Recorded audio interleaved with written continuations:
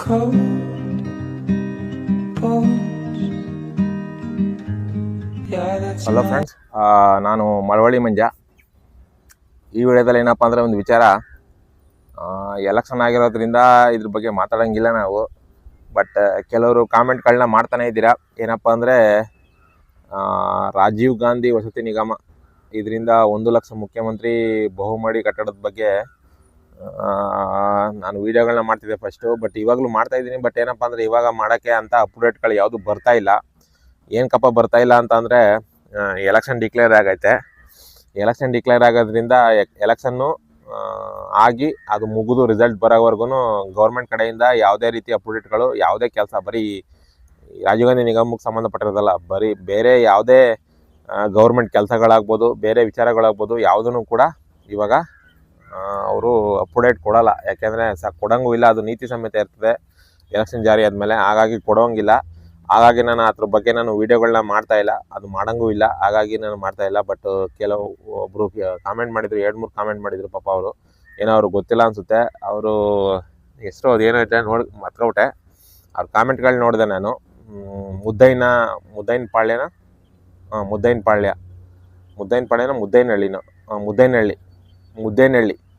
ಮುದ್ದೇನಹಳ್ಳಿ ಮನೆಗಳ ಬಗ್ಗೆ ವಿಡಿಯೋ ಮಾಡಿ ಸರ್, ಮುದ್ದೇನಹಳ್ಳಿ ಮನೆಗಳ ಬಗ್ಗೆ ವಿಡಿಯೋ ಮಾಡಿ ಸರ್ ಅಂತ ಪದೇ ಪದೇ ಅವರು ಕಾಮೆಂಟ್ಗಳ ಮೇಲೆ ಕಾಮೆಂಟ್ ಮಾಡ್ತಾನೆ ಇದ್ದಾರೆ. 2-3 ಕಾಮೆಂಟ್ ಮಾಡಿದ್ದಾರೆ. ಹಾಗಾಗಿ ನಾನು ಈ ವಿಡಿಯೋನ ಮಾಡ್ತಾ ಇದ್ದೀನಿ ಅಂತ ಹೇಳ್ಬೋದು. ಏನಪ್ಪ ಅಂದರೆ ಮುದ್ದೇನಹಳ್ಳಿಲಿ 2 BHK ಹೌಸ್ ಅನಿಸುತ್ತೆ. ಮುದ್ದೇನಹಳ್ಳಿಲಿ 2 BHK ಹೌಸು. ಬಟ್ ಅಲ್ಲಿ ಕೆಲಸ ನಿಂತಿದೆ ಅಂತಲೇ ಹೇಳ್ಬೋದು. ಮುದ್ದೇನಹಳ್ಳಿಲಿ ಕೆಲಸ ನಿಂತೋಗಿದೆ, ಇನ್ನೂ ಅದು ನಡೀತಾ ಇಲ್ಲ. ಅದು ಆವಾಗಲೇ ಕರೋನಾ ಟೈಮಲ್ಲಿ ಏನು ಕೆಲಸ ನಿಲ್ತೋ ಅವಾಗಲೇ ನಿಂತಿದ್ದು. ಮತ್ತು ಕರೋನಾ ಸ್ಟಾರ್ಟ್ ಆದಮೇಲೆ ಅಲ್ಲಿ ಕೆಲಸ ಅಷ್ಟಾಗಿ ನಡೆದೇ ಇಲ್ಲ ಅಂತಲೇ ಹೇಳ್ಬೋದು. ಮುದ್ದೇನಹಳ್ಳಿಲಿ ಯಾರ್ಯಾರು ಮುದ್ದೇನಹಳ್ಳಿಗೆ ಹಾಕಿದ್ರೆ ವೆಯ್ಟ್ ಮಾಡಲೇಬೇಕು, ಏನು ತೊಂದರೆ ಏನು ಆಗಲ್ಲ, ವೆಯ್ಟ್ ಮಾಡಿ.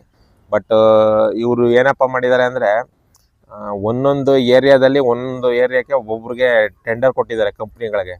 ಅಂದರೆ ಇವರು ಅಲ್ಲೇ ಬೋರ್ಡ್ ಹಾಕಿರ್ತಾರೆ, ನೀವು ನೋಡ್ಬೋದು. ನೀವು ಎಲ್ಲಾದರೂ ಒಂದು ಕಡೆ ಮನೆ ನೋಡೋಕೆ ಹೋದರೆ ಸೈಡಲ್ಲಿ ಒಂದು ದೊಡ್ಡದಾಗಿ ಒಂದು ಬೋರ್ಡ್ ಹಾಕಿರ್ತಾರೆ. ಅಂದರೆ ಇವರು ಎಷ್ಟು ಮನೆಗಳನ್ನ ಕಟ್ತಾ ಇದ್ದಾರೆ, ಏನಿದ್ರು ಯೋಜನೆ, ಯಾವುದು ಯೋಜನೆದಿದು ಪ್ರತಿಯೊಂದನ್ನು ಕೂಡ ಮೆನ್ಷನ್ ಮಾಡಿ ಅಲ್ಲಿ ಬೋರ್ಡ್ ಹಾಕಿರ್ತಾರೆ. ಅದು ಬೋರ್ಡ್ ಹಾಕಿರೋದು ಯಾರಪ್ಪ ಅಂದರೆ ಕಂಪ್ನಿಯವರು. ಅಂದರೆ ಕರ್ನಾಟಕ ಸರ್ಕಾರದ ವತಿಯಿಂದ ಇವರು ಆ ಕಂಪ್ನಿಯವರು ಇದು ತಗೊಂಡಿರ್ತಾರೆ,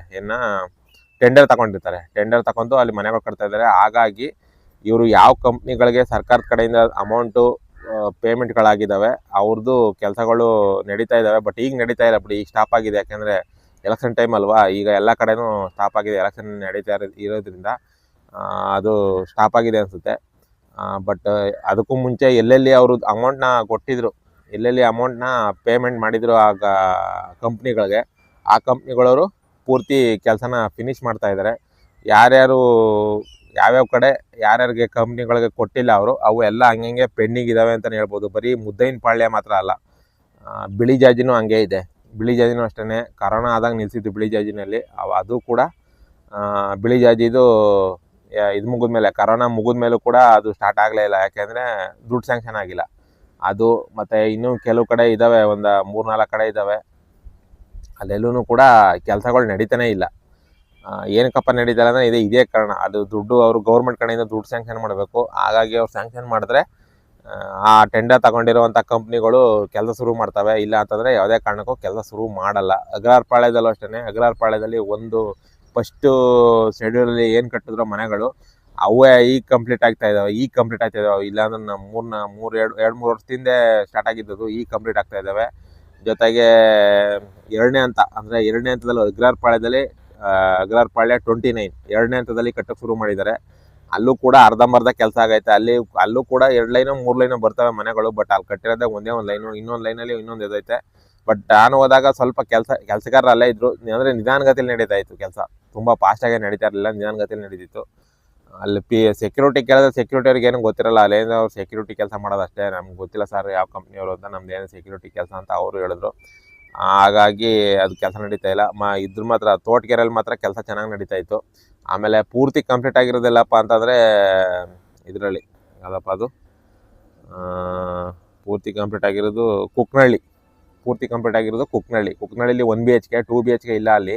1 BHK ಇರೋದು. ಬಟ್ ಅಲ್ಲಿ ಕುಕ್ನಳ್ಳಿ ಪೂರ್ತಿ ಕಂಪ್ಲೀಟ್ ಆಗಿದೆ. ಬಟ್ ಮುದ್ದೈನಪಾಳ್ಯದಲ್ಲೇ ಮೇನ್ ಇಂಪಾರ್ಟೆಂಟು ನನಗೆ ಹೇಳ್ತಾ ಇರೋದು ಏನಪ್ಪ ಅಂದರೆ ಈ ವಿಡಿಯೋದಲ್ಲಿ ಮುದ್ದೈನಪಾಳ್ಯದಲ್ಲಿ ಇರೋರು ದಯವಿಟ್ಟು ಅಲ್ಲಿ ಯಾವ ಕಂಪ್ನಿ ಟೆಂಡರ್ ತಗೊಂಡಿದೆ ಅದಕ್ಕೆ ಗೌರ್ಮೆಂಟ್ ಕಡೆಯಿಂದ ದುಡ್ಡು ಸ್ಯಾಂಕ್ಷನ್ ಆಗಿಲ್ಲ ಅನಿಸುತ್ತೆ. ಹಾಗಾಗಿ ಅದು ಕೆಲಸ ಸ್ಟಾಪ್ ಮಾಡಿದ್ದಾರೆ. ಈಗಿಂದಲ್ಲ, ಅದು ಆವಾಗಲೇ ಒಂದು 6 ತಿಂಗಳು ವರ್ಷನೇ ಆಯಿತು. ಅಲ್ಲಿ ಯಾವುದೇ ಕೆಲಸ ಮುದ್ದೈನಪಾಳ್ಯದಲ್ಲಿ ನಡೀತಿಲ್ಲ. ಬಟ್ ನಡೆದಿದೆ ಪೂರ್ತಿ ಒಂದು 50% ಕೆಲಸ ನಡೆದಿದೆ ಅನಿಸುತ್ತೆ. ಎಲ್ಲ ಕೆಲಸ 50% ನಡೆದಿದೆ. ಅಂದರೆ ಕಾಂಕ್ರೀಟ್ ಆಗೋದಾಗ್ಬೋದು, ಇದಾಗ್ಬೋದು. ಮತ್ತು ಇನ್ಯಾವುದೂ ಕೆಲಸ ನಡೆದಿಲ್ಲ. ಕಾಂಕ್ರೀಟ್ವರೆಗೂ ನಡೆದು ನಿಂತಿದೆ ಅಷ್ಟೇ.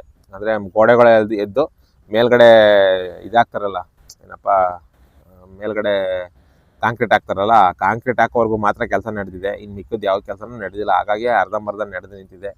ಅವ್ರು ಕೇಳ್ತಾಯಿದ್ರು, ಯಾರೋ ಒಬ್ಬರು ಕಾಮೆಂಟ್ ಮೇಲೆ ಕಾಮೆಂಟ್ ಮಾಡ್ತಿದ್ರು. ಹಾಗಾಗಿ ನಾನು ಈ ವಿಚಾರ ಹೇಳ್ತಾ ಇದ್ದೀನಿ. ದಯವಿಟ್ಟು ವೆಯ್ಟ್ ಮಾಡಿ, ಎಲೆಕ್ಷನ್ ಎಲ್ಲ ಮುಗಿಲಿ. ಎಲೆಕ್ಷನ್ ಮುಗಿದ್ಮೇಲೆ ಅವರು ಎಲ್ಲೆಲ್ಲಿಗೆ ಏನೇನು ಕೊಡಬೇಕು ಅದು ಅಷ್ಟು ಕಳಿಸ್ತಾರೆ. ಕಳಿಸಿದ್ಮೇಲೆ ಎಲ್ಲೆಲ್ಲಿ ಕೆಲಸ ಸ್ಟಾರ್ಟ್ ಆಗುತ್ತೋ ಅದು ಸ್ಟಾರ್ಟ್ ಆಗುತ್ತೆ. ಬಟ್ ನೀವು ಮುದ್ದೈನಪಾಳ್ಯದಲ್ಲೇ ಹಾಕಿದ್ದೀರಾ ಅನಿಸುತ್ತೆ. ಹಾಗಾಗಿ ನೀವು ಮುದ್ದೈನಪಾಳ್ಯದ ವೀಡಿಯೋನ ಮಾಡಿ ಸರ್ ಅಂತ ಕೇಳ್ತಾ ಇದ್ದೀರಾ. ಹಾಗಾಗಿ ನಾನು ಈ ವಿಡಿಯೋದಲ್ಲಿ ಹೇಳ್ತಾ ಇದ್ದೀನಿ, ಸರ್ ಇದು ಮುದ್ದೈನಪಾಳ್ಯದ್ದು ಇನ್ನೂ ಕೆಲಸ ಅದು ಸ್ಟಾರ್ಟ್ ಆಗಿಲ್ಲ.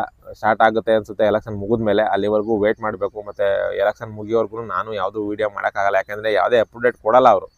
ವೆಬ್ಸೈಟು ಕೂಡ ಏನು ವರ್ಕ್ ಆಗ್ತಾಯಿಲ್ಲ, ಅದು ಕೊಡೋದು ಇಲ್ಲ ಅಪ್ಡೇಟ್ ಅವರು. ಹಾಗಾಗಿ ನಾನು ಏನು ವೀಡಿಯೋ ಮಾಡೋಕ್ಕೆ ಇರೋದಿಲ್ಲ. ರಾಜೀವ್ ಗಾಂಧಿ ವಸತಿ ನಿಗಮದ ಬಗ್ಗೆ ಏನು ಮನೆಗಳ ಬಗ್ಗೆ ನಾನು ವೀಡಿಯೋ ಮಾಡ್ತೀನಿ, ಅದ್ರ ಬಗ್ಗೆ ಎಲೆಕ್ಷನ್ ಮುಗಿಯೋವರೆಗೂ ನಾನು ಏನು ವೀಡಿಯೋ ಮಾಡೋಕ್ಕಾಗಲ್ಲ. ಹಾಗಾಗಿ ನೀವು 2-3 ಸತಿ ಕಾಮೆಂಟ್ ಮಾಡಿದ್ದಕ್ಕೆ ನಾನು ಇದೊಂದು ಸಣ್ಣ ವೀಡಿಯೋ ಮಾಡಾಕ್ತಾಯಿದ್ದೀನಿ.